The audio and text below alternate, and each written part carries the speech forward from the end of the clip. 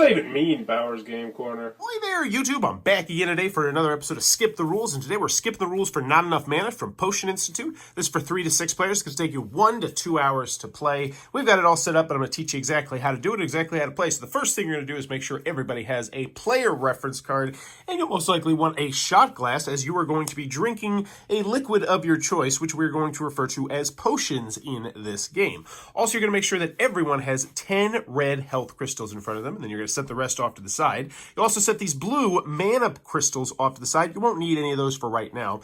And then you're going to deal out these cards right here. So shuffle up this black deck and deal out 5 cards to each player. Take a look at your cards to make sure you don't have an event card. You'll notice it's an event card because it's going to have some really awesome wizardy artwork up on the top, and it'll say event down here. And if you have one of those, put it into the discard pile right here. Draw yourself a new card. Make sure it's not an event card. And now you're ready to play the game. Whoever is the oldest player will go first.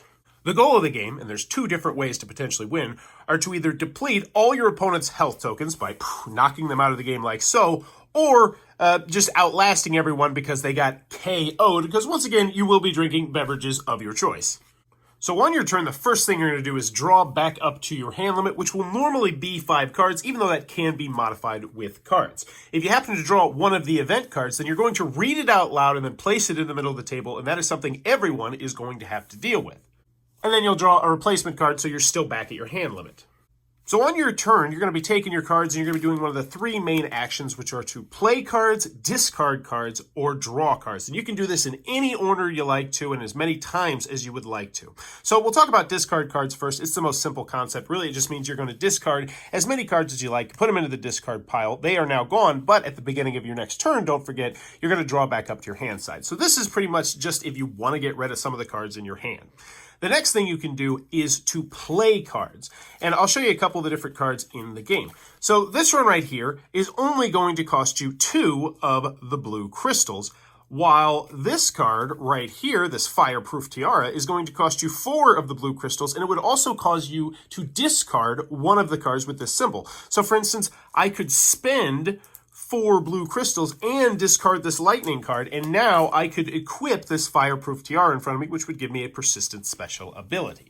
Now, I know you're saying, we didn't start with any mana, so how do you get mana? Well, that's one of the interesting aspects of the game, because let's go back to your potion over here. If you drink an entire thing of potion on your turn, on other people's turn, whenever, you're going to gain 3 of the blue crystals, which will then allow you to pay for the cards. And that's one of the main mechanisms in the game. So, for instance, I want to play the lightning, play 2 of the mana potion, or the mana crystals, and then I can aim this at whoever I would like to. And yes, you can also aim spells at yourself if it will help you out, or if you really want to. So that's playing cards. The last thing you can do is exchanging cards. And this one is going to allow you to get rid of a card and then draw a new card, but at a cost of 1 blue crystal for your first card, 2 blue crystals for your second card. So now I would have to take a drink, get 3 blue crystals, and then spend 2 of those blue crystals to exchange that card and then get a new card, and so on and so forth. So if you really went digging for a card, you could do that, but you would have to be drinking quite a good deal. Once you're done with your turn, for whatever reason, you're going to announce to the rest of the table you are done with the turn, and then it will go clockwise to the next player.